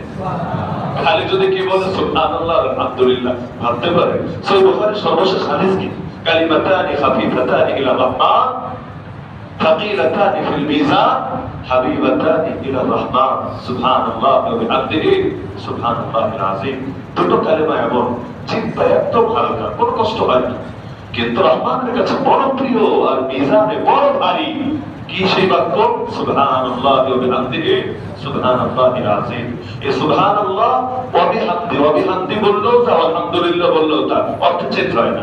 সুবহানাল্লাহ ওয়া আলহামদুলিল্লাহ বললেও যা, সুবহানাল্লাহ ওয়া বিহামদিহি, ওয়া বিহামদিহি মানে তার প্রশংসা সহ, আর আলহামদুলিল্লাহ মানে প্রশংসা আল্লাহর জন্য, তামাম তারিফ আল্লাহকে নিয়ে। যেভাবেই বলেন না কেন, ঘুরে ফিরে নতিজা একই দাঁড়াচ্ছে। তো নবী বলছেন সুবহানাল্লাহ আলহামদুলিল্লাহ বললেন আসমান জমিন ভরে যায়। এরপরে বলছেন ওয়াসসালাতু নূর, নামাজ হলো নূর, ওয়াসসাদাকাতু বুরহান, দান সদকা হলো আপনার পক্ষে প্রমাণ, ওয়াসসাবরু দিয়া, ধৈর্য হলো আলো, ওয়াল কুরআন হুজ্জাতুল লাকা ওয়া আলাইকা, কুরআন তোমার পক্ষে প্রমাণ অথবা তোমার বিপক্ষে প্রমাণ, মাঝামাঝি নেই। কুরআন হয়তো তোমার পক্ষে দলিল, না হলে তোমার বিপক্ষে দলিল। কুল্লুন নাস ইয়াবদু, প্রতিটা মানুষ সকালে ওঠে, ফাবাইউন নাফসাহু, এরপর নিজেকে বিক্রি করে দেয়, হয়তো আল্লাহর কাছে না হলে ইবলিসের কাছে। ফাবাইউন নাফসাহু ফামুতিকুহা আও মুবিকুহা, ওই বিক্রি করতে গিয়ে কেউ নিজেকে মুক্ত করে আর কেউ নিজেকে ধ্বংস করে। আল্লাহর কাছে নিজেকে বিক্রি করে, মুক্ত করে। মান সাল্লা সুবহা ফাহুয়া ফি যিম্মাতিল্লাহ, নবী বলেন যে ব্যক্তি ফজর নামাজ পড়ে সে আল্লাহর নিরাপত্তায় ঢুকে পড়ে। আল্লাহর নিরাপত্তা, আল্লাহর নিরাপত্তা। এমনকি সকালের জন্য আলাদা দোয়া আছে নবীজির, আল্লাহুম্মা বারিক লি উম্মতি ফি বুকুরিহা, হে আল্লাহ আমার উম্মতের জন্য সকালের টাইমে বরকত দিয়ে দেন। এই যে আমাদের যে বাচ্চারা হাফেজ নয়, আপনি যে কোনো হাসখানায় খোঁজবেন, জিজ্ঞাসা করবেন বাচ্চা তুমি এই যে নতুন নতুন পৃষ্ঠা মুখস্থ করো, সবক শোনাও কখন? আপনাকে জবাব দেবে কি জানেন? ফজরের আগে। যারা বেশি স্লো, বেশি দুর্বলতা, এরাও বললে বলবে ফজরের পরে। এটাও রেয়ার, এখন এই জামানের রেয়ার। সবকও হয়ে যায় মোটামুটি ফজরের আগে, যেই টাইম আপনার কাটে মাত্র ঘুম স্টার্ট হয়ে, আপনি ঘুম শুরু করলেন মাত্র, আপনার তো ফজরই হয় না। আর আল্লাহর বান্দা তাহাজ্জুদের টাইমে নামাজ পড়ে নতুন এক পারা, এক পৃষ্ঠা, দুই পৃষ্ঠা, পাঁচ পৃষ্ঠা এক একজন এক একভাবে মুখস্থ করেও শুনিয়ে ফেলেছে এই টাইমে। তো সকালের টাইমের জন্য দোয়া আছে। যে সাহাবী এই হাদিসটা বর্ণনা করেছেন, ওই সাহাবীর নামটা একটু জটিল, সফর আল গামিদি। সফর আল গামিদি রাদিয়াল্লাহু আনহু, তিনি বলেন নবীর এই হাদিস শুনে আমি নিয়ত করেছি নবীর দোয়া আমার লাগবেই লাগবে। আমি যেহেতু ব্যবসায়ী, তিনি ব্যবসায়ী ছিলেন, আমি যেহেতু ব্যবসায়ী, আমি ব্যবসার কাজ শুরু করবো ভোরে, যাতে নবীর দোয়া আমার কপালে জোটে। তিনি বলেন তাহলে একটা কাজ করেছি, দ্বিতীয় কিছু না, আমি ব্যবসায়ী কাফেলায় পাঠাই, নিজে ব্যবসার কাজ শুরু করি, চাই করি ফজরের এই ভোরের টাইমটাতে আমি করি। আল্লাহ আমাকে এত বরকত দেওয়া দিয়েছে, এত দেওয়া দিয়েছে, আমার সম্পদ রাখবো কোথায় আমি পেরেশান হয়ে গিয়েছি, মাথায় ধরছিল না। কিসের জন্য? খালি একটা কাজ করেছে, যে নবীর দোয়া পাওয়ার জন্য সকালের টাইমে শুরু করেছে। এজন্য আল্লাহ রাসূলের আমল ছিল ফজর পরে দৌড় দিতেন। ফজর পরে ওই জায়গায় হয়তো জিকির, না হলে তেলাওয়াত, না হলে সাহাবীরা যা স্বপ্নে দেখতেন নবীকে বলতেন, নবী স্বপ্নের ব্যাখ্যা করে দিতেন, অথবা হালকা ওয়াজ নসিহত হতো। এরপর ইশরাক পরে তারপর যেতেন, ইশরাক পরে তারপর যেতেন। আমরা তো ফজর মোটামুটি শেষের দিকেই করি, আমাদের ফজর শেষ করার পর সূর্যোদয় বেশি সময় থাকে না, আর সূর্য যখন ওঠে ওই টাইমে নামাজ পড়া নিষিদ্ধ। উঠে গেলে এরপর নামাজ রক্ত চলে আসে, ওইটাই ইশরাকের টাইম। তাহলে সব মিলাতে 20 মিনিট থেকে আধা ঘন্টা হয়তো আপনাকে বসে থাকতে হবে। এই টাইমে তারিফ করেন, না হলে মশলা করেন, না হলে জিকির করেন, না হলে স্বপ্ন ব্যাখ্যার আমলি করেন, একটা না একটা করেন। এরপরে ইশরাকটা পরে বাড়ি যান। কি হবে? আল্লাহ রাসূল বলেন আপনার জন্য একটা হজ আর একটা উমরা। কেমন হজ আর কেমন উমরা? তাম্মাতিন তাম্মাতিন তাম্মাতিন, যেটা পরিপূর্ণ, যাতে কোনো ঘাটতি নাই, এমন একটা হজ আর একটা উমরা সব আল্লাহ আমার নামে লিখে দিবেন। আরে গরিব মানুষের তো কপাল খুলে যাবে, বড় লোকেরও কপাল খুলবে, জীবনে হজ কয়টা করতে পারে, উমরাই বা কয়টা করা যায়, কিন্তু সেখানে খালি এতটুকু কাজ করবেন, আল্লাহ আপনাকে দিবে। আল্লাহ চাই দিতে, বান্দা চায় না নিতে। শেষ রাতে এসে আল্লাহ ডাকে, বান্দা কি লাগবে বল, রেডি আছিস, যা আমার কাছে, আমি ঋণ পরিশোধ করে দেবো। ক্ষমা লাগবে, কত পাপ করেছিস বল, আমাকে ক্ষমা করে দেব। আল্লাহ ডাকে বান্দাকে, আর বান্দার সময় হয় না আল্লাহর ডাকে সাড়া দেওয়া। হাসান বসরি রাহমাতুল্লাহ আলাইহি একজন জিজ্ঞাসা করলো, হযরত যারা তাহাজ্জুদ পড়ে সব মানুষের মধ্যে তাদের চেহারাটা বেশি সুন্দর কেন লাগে? যারা তাহাজ্জুদ পড়ে অন্য মানুষের চাইতে তাদের চেহারায় আলাদা এক ধরনের ঔজ্জ্বল্য কেন নজরে পড়ে? তিনি ব্যাখ্যা করলেন, কারণ সে আল্লাহর সঙ্গে একান্তে সময় যাপন করেছে, লিআন্নাহুম খালাউ বিরাব্বিহিম, আল্লাহর সঙ্গে একান্তে সময় কাটিয়েছে, তো আতাহুম মিন নূরিহি, আল্লাহ তাদেরকে তার নূর থেকে কিছু নূর দিয়ে দিয়েছে। এজন্য যারা জিকির করে তাহাজ্জুদ পড়ে চেহারার দিকে তাকালে, চেহারা রং কালো হতে পারে, অস্বাভাবিক না, রং কালো হতে পারে, তো দেখবেন চেহারার দিকে তাকালে কি জানি একটা ভালো লাগা কাজ করে। এজন্য নবী বলে উত্তম বন্ধু কারা? এক নম্বর গুণ যাদের, যাদেরকে দেখলে আল্লাহর কথা মনে পড়ে। মাইয়ুযাক্কিরুকুমুল্লাহ রুয়াতুহু, আপনি যদি এমন কেউ হতে পারেন আপনার চেহারা দেখলে মানুষের গুন্ডামের কথা মনে পড়ে না, মাদকের কথা মনে পড়ে না, ইসলামের কথা মনে পড়ে না, বরং আপনার চেহারা দেখলে আল্লাহর কথা মনে পড়ে, কপাল আপনার খুলে গেছে, দুনিয়ার মধ্যেই জান্নাতের পথে আপনি ছুটতে পেরেছেন। নামাজকে আপনার ধরতে হবে। 2 নম্বর ওযু, যেই যে অঙ্গে ওযুর এই যে পানিগুলো লাগে আমাদের, ওযু করি আমরা, কিয়ামতের দিনে ওযু যারা করে আর হাজির হবে এমন ভাবে, হুররাম মুহাজ্জালিনা মিন আথারিল ওযু, ওযুর এই চিহ্নগুলোর কারণে এই জায়গা থেকে নূর চমকাতে থাকবে, নূর চমকাতে থাকবে। ফামান শাআ ইউতিলা হুররাতাহু ফালিয়াফআল, যে ব্যক্তি তার এই নূর বাড়াতে চায় সে যেন বাড়ায়, নূর বাড়াতে চায় সেজন্য বাড়ায়, বেশি বেশি ওযু করবেন, নামাজের জন্য করবেন, ঘুমাতে যাওয়ার আগেও করবেন, সবচাইতে ভালো টাইমে ওযুর সাথে থাকবেন, অল টাইম ওযু, অল টাইম ওযু। কি হবে? দিলের মধ্যে এমন পবিত্রতা অনুভব করতে পারবেন, এটা আমি বলে বোঝাতে পারবো না, নিজে উপলব্ধি করতে পারবেন। পাপের চিন্তা অনেক গুণে কমবে। এমনকি মজার বিষয় এটা, যখনই মরণ হোক বড় পবিত্র এক অবস্থায় আপনার মরণটা হবে। ঘুমাতে যাওয়ার আগে ওযু করে ঘুমান, নিয়মিত ওযু করেন, আপনার নূর বাড়তেই থাকবে, বাড়তেই থাকবে, এই অঙ্গগুলো থেকে নূর চমকাবে। আল্লাহ রাসূল আপনাকে এত এত এত মানুষের ভেতর কিয়ামতের ময়দানে সহজে চিনে আপনাকে কাছে নিয়ে হাউজে কাউসারের পানি মুখে তুলে দেবেন। একইভাবে সূরা কাহাফ, এই সূরা কাহাফ জুমার দিনের একটা আমল।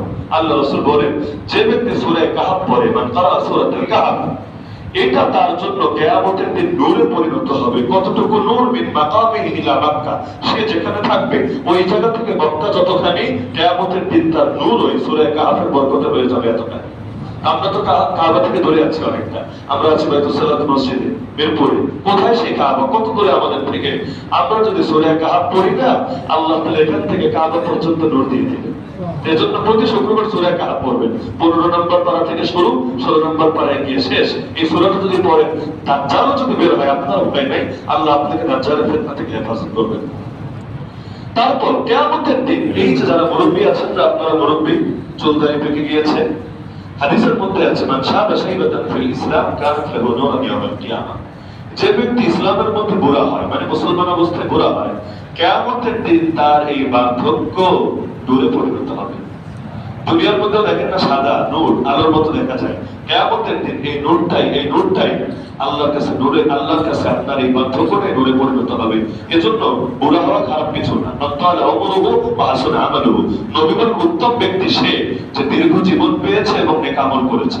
আমলও সুন্দর, দীর্ঘ জীবন। আর গুনাহের সাথে দীর্ঘ জীবন বলে তো আবার এসব ভারী, কিন্তু জীবনও পেয়েছে লম্বা, আমলও করেছে মাশাআল্লাহ। দুটো যারা করেছে, এই বার্ধক্য তার জন্য স্পেশাল নূর হবে। এমনকি আল্লাহ তাদের হাতও সহজে ফিরায় না, আল্লাহ লজ্জা পায় যে বান্দার হাত খালি, আল্লাহ খালি ভাবে ফিরায় দিবে।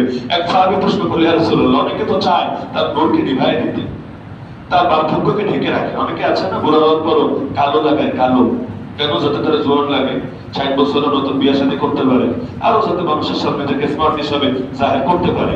এই কালো হিজাব লাগানো কি জায়েজ না জায়েজ? যারা বার্ধক্যের কারণে চুল দাড়ি পেকেছে, তাদের জন্য কালো মেহেদি লাগানো, মেহেদি লাগানো, যা লাগায় আর কি, কালো রং, এটা জায়েজ নাই, এটা না জায়েজ। কেন? এটা ধোঁকা, এটা ধোঁকা। আল্লাহ আপনাকে দিয়েছে, আপনি নেবেন না কেন? এটা খারাপ কিছু নাকি? এটাই আপনার জন্য নূর, আপনি চাচ্ছেন এটা নাই করে দিবেন। কেউ তো একেবারে বুড়া হয়েছে, তাও দাড়িটা রাখতে পারেন, এখন বুড়া হয়ে গেছে, আরে ভাই নতুন তো বিয়ে শাদী করবো না, এত তোমার স্মার্ট দেখার কি আছে? আর স্মার্ট কি খালি কাফের মুশরিকদের চেহারা? নবীর চেহারা স্মার্ট ছিল না? আল্লাহর কসম, আমার নবীর চাইতে বেশি স্মার্ট দুনিয়াতে কারো চেহারা ছিল না। অসম্ভবই না। নবীর চেহারা পছন্দ হয় না, ওই কাফের মুশরিকদের চেহারা পছন্দ হয়, ওই পাপিষ্ঠদের চেহারা পছন্দ হয়। লজ্জার ব্যাপার, লজ্জা, এটা হীনমন্যতা। মুসলমান হয়ে নবীর আদর্শ না নিয়ে এই হিন্দুস্তানি আদর্শ, মার্কিনী আদর্শ, রাশিয়ান আদর্শ, ইউরোপিয়ান আদর্শ যারা দেয়, তারা হীনমন্যতায় ভোগে। নবীর আদর্শ নিয়ে তারা ভাবে এই জামানা আধুনিক হওয়া যাবে না, স্মার্ট হওয়া যাবে না, খ্যাত হয়ে থাকতে হবে, সেকেলে হয়ে থাকতে হবে। তার অন্তরে চিকিৎসা করা উচিত, সে কোন মুখে দাবি করে নবীকে ভালোবাসে। ভালোবাসার তো একটা জাহিরি প্রমাণ লাগবে।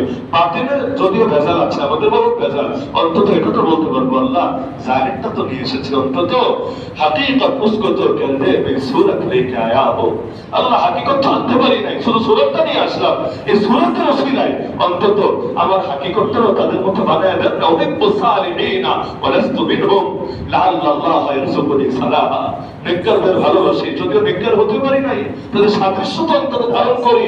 আশা করা যে উসিলায় আল্লাহ নেককার বানায় দিতে পারে, আল্লাহ কিয়ামতের দিন তাদের সাথে মিলায় দিতে পারে। তাহলে তাদের মধ্যে হতে লজ্জার কোথায় আছে? এই জন্য বার্ধক্য এটাও কিয়ামতের দিন নূরে পরিণত হবে। বেশি বেশি দরুদ শরীফ পড়েন, কিয়ামতের দিন নূরে পরিণত হবে।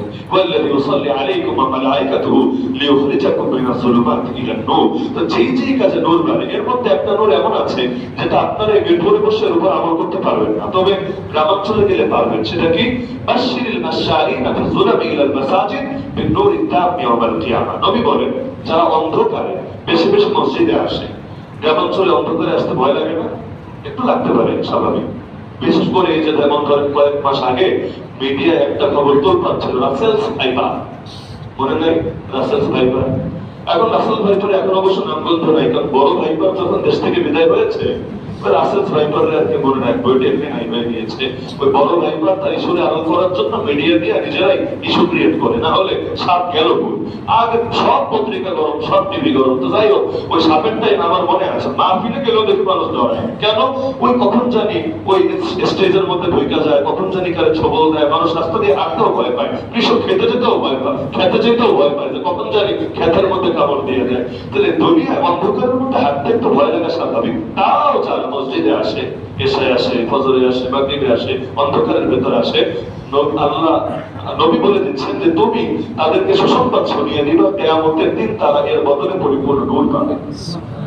তারা দুনিয়া অন্ধকারে মেহনত করেছে, কিয়ামতের দিন তার জন্য এটা নূর হবে। অপরদিকে যুলম যুলুমাতুন ইয়াউমাল কিয়ামা, দুনিয়াতে যারা জুলুম করে ওদের নূর তো থাকবেই না, কিয়ামতের দিনে জুলুম এমনি তো অন্ধকার আছে, অন্ধকার আরো বাড়ায় দেবে, কয়েক ধাপ অন্ধকারে পরিণত করে ছাড়বে। এজন্য যেই যে আমলে নূর হয় ওই আমলগুলো করার চেষ্টা করে। এমন কোন আমল নেই যে আমলে নূর নেই, এমন কোন আমল নেই যে আমলে নূর নেই। কিয়ামতের দিন কারো নূর হবে পাহাড় পরিমাণ বিশাল, কারো নূর হবে সামান্য পরিমাণ, কারো নূর হবে এত ক্ষুদ্র যে তার হাতের মধ্যে ওই একটা খেজুর বিলে যে সাইজ হয় এতটুকু নূর, ওই হাতের মধ্যে একটা ফ্ল্যাশ লাইট নিয়ে যেভাবে পথ চলে তুলসিরাতে ভাবে চলবে। আর কারো নূর থাকবে শুধুমাত্র তার ইবহাম, এই বৃদ্ধাঙ্গুলির ভেতরে, একবার জ্বলবে একবার নিভবে, একবার জ্বলবে একবার নিভবে। এই বান্দা তুলসিরাত পার করবে তবে তার বড় ঝামেলা হবে, একবার দেখবে একবার দেখবে না। তো তুলসিরাতে শুধু যে পড়তেই শুরু তা না, পাশে আনসা থাকবে প্রচুর পরিমাণ, যার এক একটা ধার পাবে অনেক বেশি, একের পরে এক শরীরে আঘাত লাগবে, আর একবারে সে রক্ত বের করে দেবে, একবার পুরো গোস্ত নিয়ে যাবে, একবার চামড়াকে ক্ষত বিক্ষত করবে। এভাবে যেতে যেতে সে ভাববে এই মনে হয় কেটে টুকরা টুকরা হবো, অবশেষে লেংড়াতে লেংড়াতে কোনো ভাবে গিয়ে জান্নাতে প্রবেশ করবে, অবশেষে আল্লাহ তাকে সুস্থতা দিয়ে দিবে। তো এক একজনের হালত এক এক রকম হবে, নূর যেমন গতিও তেমন, নূর যেমন পথ চলাও তেমন। এজন্য নূর বাড়ান, নূর বাড়ান। আর নূর বাড়াতে চাইলে ঈমান বাড়ান, আমল বাড়ান, ঈমান বাড়ান, আমল বাড়ান, আল্লাহ নূর বাড়িয়ে দিবে। নূর যত বাড়বে পুলসিরাত যত সহজ হবে, আর পুলসিরাত যে অতিক্রম করতে পারবে না সে আর জান্নাতে যাবে কিভাবে?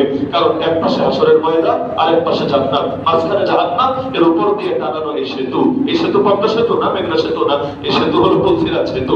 ওইটা অতিক্রম করে আপনাকে যেতে হবে। কারো গায়ে জাহান্নামের ছোঁয়া লাগতে থাকবে, লাগতে থাকবে। আল্লাহ হেফাজত করুন। একজনের অবস্থা এমন হবে সে তাকিয়ে ভয় পেয়ে যাবে, ইতিমধ্যে শরীর ক্ষত বিক্ষত, সে ভাববে শেষ, এই দাও দাও করে জলা জাহান্নামে আমাকে এবার পড়তে হবে।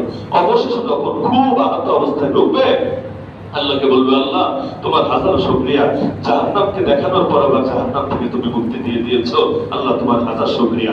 আর জান্নাতে একবার ঢুকলে তো ফেরেশতারাই সালাম দিবে, ফেরেশতারাই সালাম দিবে, ওয়াল মালায়েকাতু ইয়াদখুলুনা আলাইহিম মিন কুল্লি বাব সালামুন আলাইকুম বিমা সাবারতুম ফানি'মা উকবাদ দার। আপনাদের উপর সালাম। কেন? দুনিয়াতে বড় কষ্ট করেছেন আপনারা। এমনকি সবচেয়ে মজা লাগবে তখন যখন আল্লাহ নিজে সালাম দিবেন। দুনিয়াতে তো আপনারই সালাম দেন, আল্লাহ নিজে সালাম দিবেন, সালামুন কাওলাম মির রাব্বির রহিম। রব্বে রহিমের পক্ষ থেকে বান্দাকে সালাম জানানো হবে। এর চাইতে বড় সৌভাগ্য একজন বান্দার জন্য